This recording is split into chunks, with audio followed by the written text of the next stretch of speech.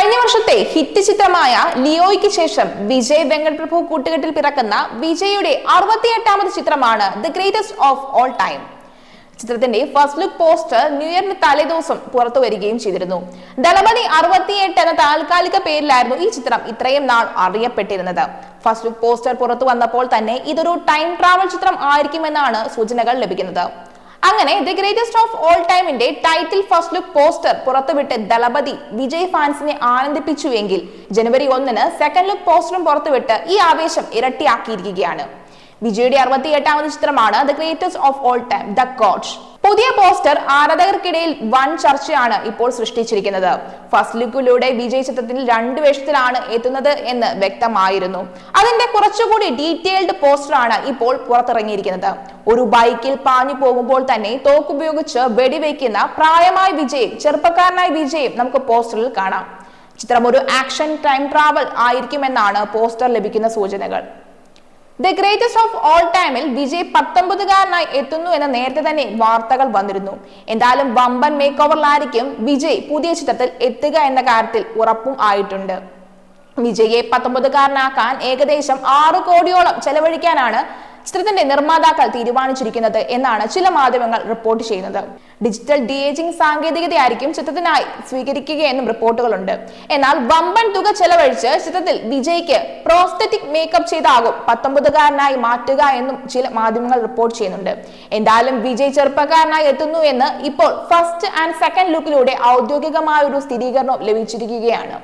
ദളപതി 68-ൽ ഒരു പ്രധാന കഥാപാത്രമായി വിജയ്ക്കൊപ്പം മലയാളത്തിന്റെ പ്രിയ നടൻ ജയറാമും വേഷമിടുന്നുണ്ട് എന്നും നായികയായി മീനാക്ഷി ചൗധരിയാണ് എത്തുക എന്നും നേരത്തെ തന്നെ സ്ഥിരീകരിച്ചിരുന്നു.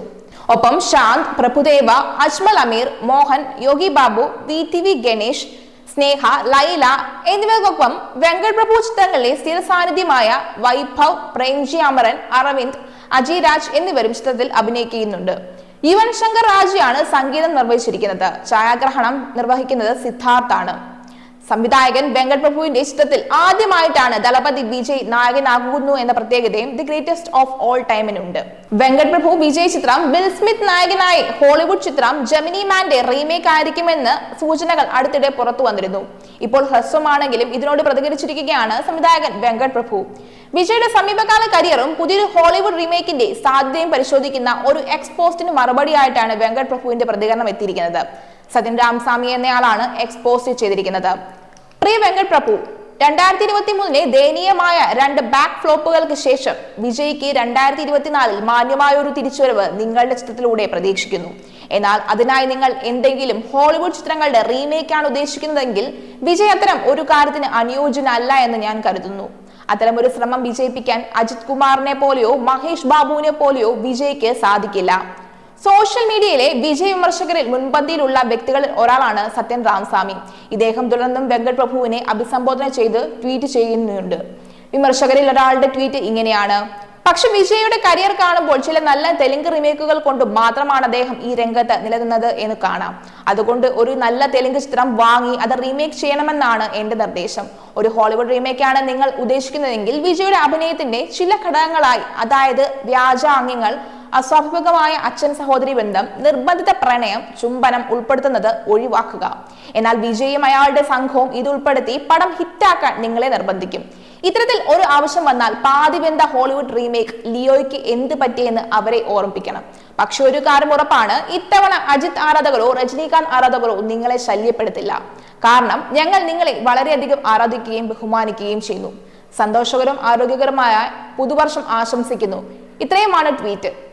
ഈ വിമർശനങ്ങളെ വളരെ പോസിറ്റീവായി എടുത്ത പോലെയാണ് വെങ്കട് പ്രഭു പ്രതികരിച്ചത്.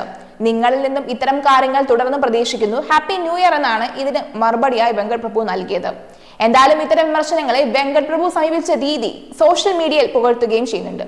അതേസമയം ദി ഗ്രേറ്റസ്റ്റ് ഓഫ് ഓൾ ടൈമിൽ വിജയ് വാങ്ങുന്നത് റെക്കോർഡ് പ്രതിഫലം ആണെന്നുള്ള റിപ്പോർട്ടുകളും പുറത്തു വരുന്നുണ്ട്. 200 കോടിയാണ് വിജയുടെ പ്രതിഫലം. റിപ്പോർട്ട് പ്രകാരമാണെങ്കിൽ നിലവിലെ വൻ പ്രതിഫലം വാങ്ങുന്ന തമിഴ് താരമായി വിജയ് മാറുകയും ചെയ്യും.